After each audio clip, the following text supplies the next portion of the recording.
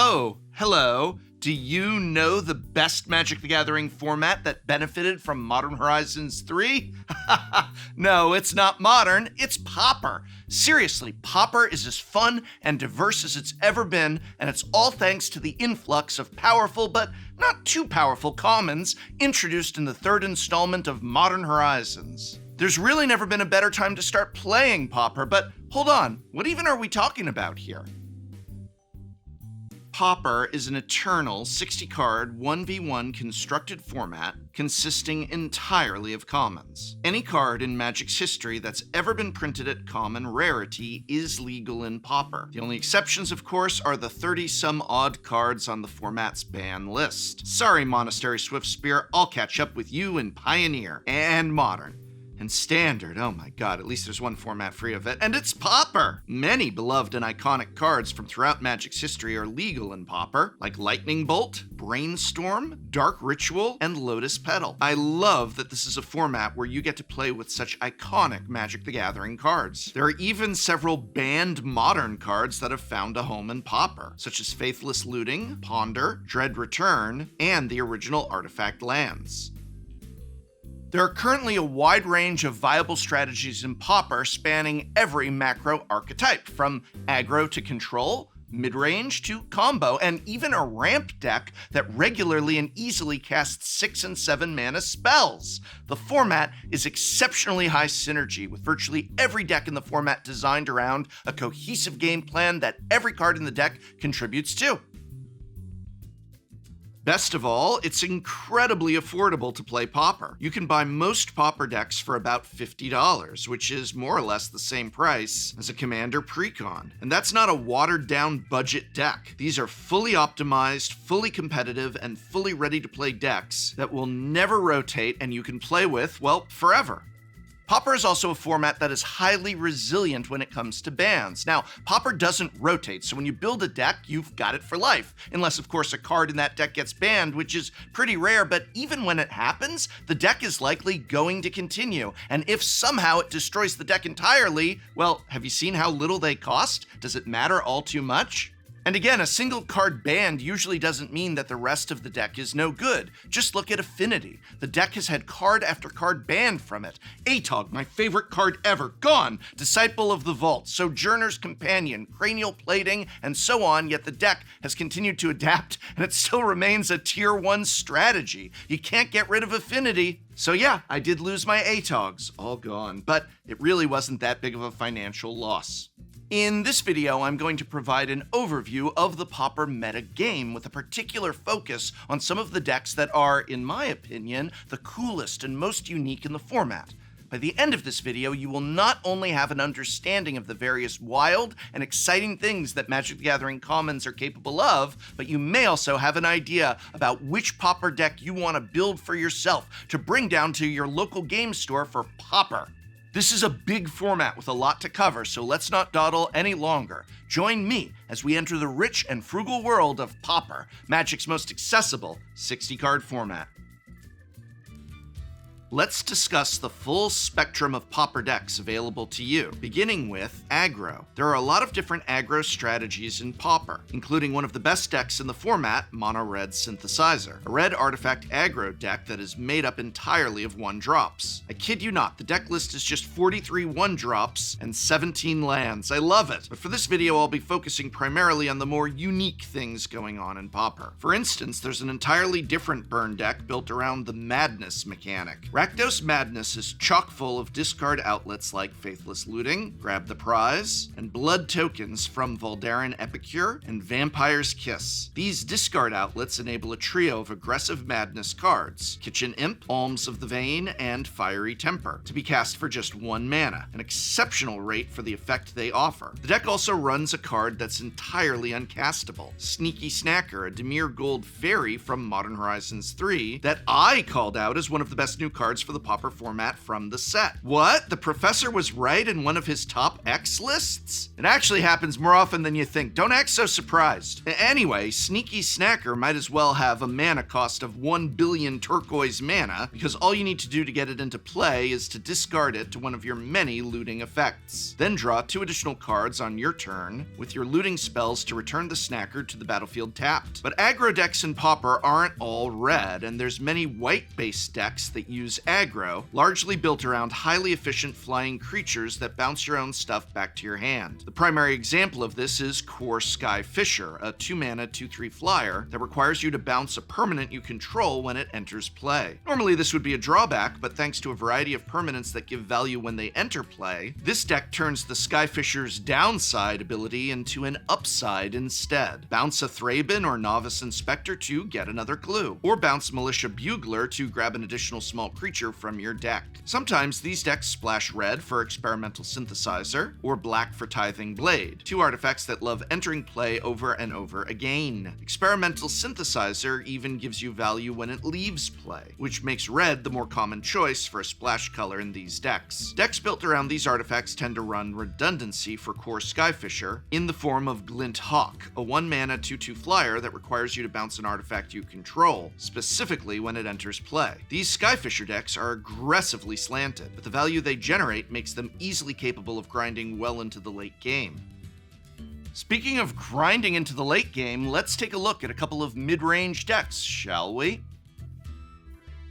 Midrange is an amorphous term, but in the case of Pauper, I consider any grindy deck that interacts well, refuels with card draw and value creatures, and then finishes the game with some big hitters to be a mid-range deck. The primary example of this is the Pauper Affinity deck, a deck that existed in one form or another for about as long as Pauper has existed. The newest addition to this deck is Refurbished Familiar, a highly efficient flying value creature from Modern Horizons 3 that is easy to cast for 1 mana thanks to the deck's pile of artifact lands. Thoughtcast, Deadly Dispute, and Reckoner's Bargain keep your hand stoked with fresh cards, especially in tandem with Ichor Wellspring. Once you find a makeshift munitions, you'll start machine gunning down your opponent's small creatures, or just pinging your opponent directly to end the game alongside the beatdowns provided by Mirror Enforcer. Another sweet mid-range deck for Pauper is Caw Gates, a Jeskai deck that pairs Basilisk Gate, a pump spell attached to a colorless land, with evasive or life-linking creatures like Sacred Cat, Squadron Hawk, and the backside of the modern age. Caw Gates uses Prismatic Strands, a powerful fog effect, to stymie the onslaught of most aggressive decks. It's easy to flash back thanks to the Hawk and Cat, and gives you time to put enough gates into play to turn any of your normally small creatures into game-ending threats with Basilisk Gate. The various Fairies decks combine Fairy Seer and Spell Stutter Sprite with Ninja of the Deep Hours to return your fairies to your hand, forming a powerful card advantage engine that has game against any deck in the format. These decks will sometimes splash black for Cast Down and Snuff Out, or red for Scred and Lightning Bolt. Both colors offer fantastic removal spells to pair with blue's counter magic and card advantage. These 2-color fairy decks gained a lot from the Lord of the Rings set, as the cycle of 1-mana land cyclers both provide great mana fixing thanks to the common dual lands that provide basic land types, while also giving you a way to shuffle your deck, a necessity for enabling the powerful card draw spell Brainstorm. If you draw 3 cards with Brainstorm, you can put 2 useless cards, such as excess lands or irrelevant spells, on top of your deck, then shuffle your library, making it so you've effectively drawn 3 cards. This is a foundational interaction in Legacy, but Lorien Revealed and the other Lord of the Rings land cyclers make it easy to do in Pauper now too. This Brainstorm Lorien Revealed interaction is good in these fairy-based mid-range decks, but it particularly excels in control decks. The preeminent control deck in Pauper is Dimir Control. Dimir Control plays a whopping 35 instants and sorceries, oh my goodness, including 8 copies of 1-mana cantrips that help fill your graveyard, Mental Note and Thought Scour. The goal of this deck is to interact with your opponent while pouring spells into your graveyard to cast cheap Tolarian Terrors and Gurmag Anglers. Dimir Control is by far the best brainstorm deck in Pauper, not just because it's great at enabling the Lorien Revealed interaction, though that is part of it. Lorien Revealed even puts another sorcery in the yard for Tolarian Terror. But that same concept of shuffling away bad cards to effectively draw 3 also works if you instead mill those cards with Mental Note or Thought Scour. Dimir Control can sometimes struggle with aggressive decks, especially the all one-drop mono-red deck, which I mentioned earlier. But one of the ways it mitigates that weakness is with Unexpected Fangs, which turns your 1-cost 5/5 creatures into 6/6 life linkers. This also helps with the life loss from Snuff Out and the flashback half of Deep Analysis. Another wild control deck in Pauper is an archetype that doesn't have a home in any other format these days: Turbo Fog. There are a lot of fog variants legal in Pauper, as this deck proves. 1/6 of the cards in this deck are fogs. The best of these is Moment's Peace, since flashback gives you 2 turns of fog for a single card. This deck is incredibly frustrating for opponents. Your fog pile does a great job of keeping your life total high, while Crypt Rats keeps the board clear of creatures. The primary win condition in this deck is by decking your opponent. Lembas, Campfire, and Stream of Thought all continually shuffle cards back into your deck, while Deadly Dispute and Eviscerator's Insight keep your hand stocked with fresh spells. Oh, and this is also technically a Gates deck too. A single copy of Basilisk Gate is in the deck for you to find eventually if you want to kill your opponent through damage instead of decking.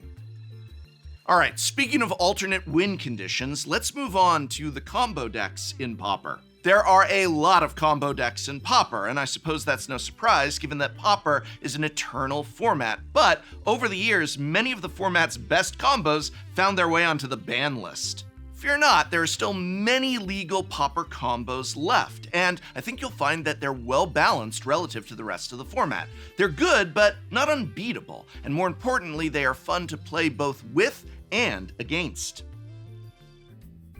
The most popular combo deck in Pauper right now is the Jund Broodscale combo deck, aims to combine Basking Broodscale from Modern Horizons 3 with Sadistic Glee, an aura enchantment dating back to Tempest. Isn't it cool how a card from a distinctly modern set can make an ancient enchantment suddenly a Pauper staple? Here's how the combo works. Sadistic Glee puts a +1/+1 counter on Basking Broodscale, which creates an Eldrazi Scion token. Sack the Eldrazi Scion for mana to put a +1/+1 counter on Basking Broodscale with Sadistic Glee, and you've got yourself an infinite loop, one that creates infinite mana and infinite power and toughness on your Broodscale. You can use that infinite mana to then start sacrificing your Scions to make shift munitions instead, dealing infinite damage to your opponent. Another truly wild combo deck in Pauper is Cycle Storm. Most Storm cards are banned in Pauper, but one that isn't is Reaping the Graves, a 3-mana Raise Dead variant with Storm. Cycle Storm churns through the deck with cycling creatures using mana generated by rituals, including the absurdly busted Songs of the Damned. Then rebuys your cycling creatures with Reaping the Graves. Eventually, you land a Drannith Stinger and ping your opponent to death with all your cyclers. This is actually the most expensive deck in all of Pauper, as Lotus Petal is a $20 card, and Cabal Ritual is a $12 card. Don't you love that Pauper is a format where its most expensive cards are like $20 and $12? Oh, and the deck usually runs a single copy of Tolarian Winds, so be sure to say blah blah blah blah blah blah blah blah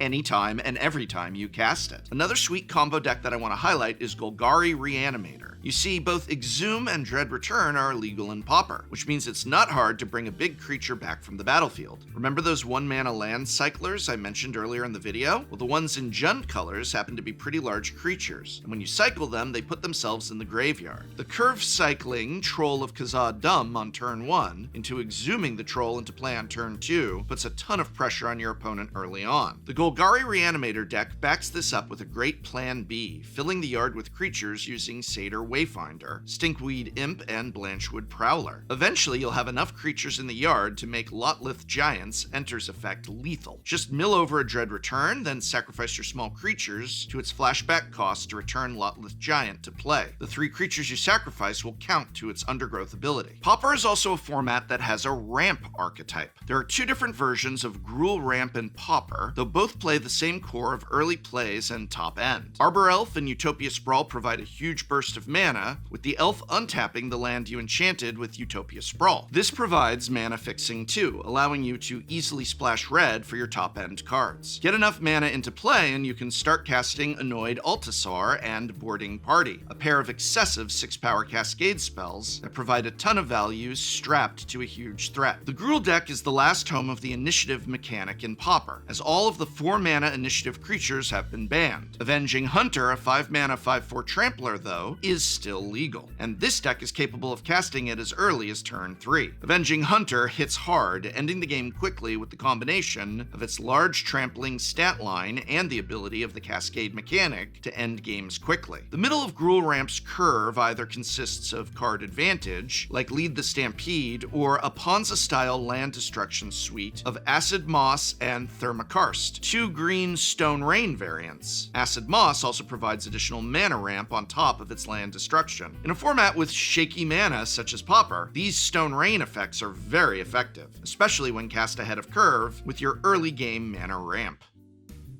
This is just a brief overview of the most interesting decks in Pauper, but there are a ton of decks I didn't even get to.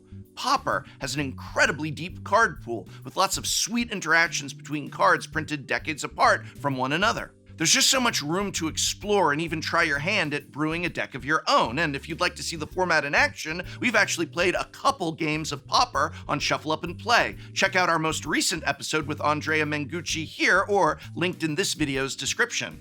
And remember, even if your local game store doesn't have a Pauper night, you might be able to get one started, because building a Tier 1 Pauper deck is a little more than the cost of a Commander Precon. You may find in asking about Pauper events at your local game store that you are not the only one interested in playing. But even if you can't find one in paper, you should always check out Magic Online, which has a robust and vibrant Pauper community. And remember, whether it's Pauper, Modern, or just a standard draft, you can't play Magic the Gathering at Walmart or Target. So when it is possible and when it is reasonable to do so, try and spend your money where you spend time playing this great game, and that is at your local games store. You're supporting your Magic community when you do.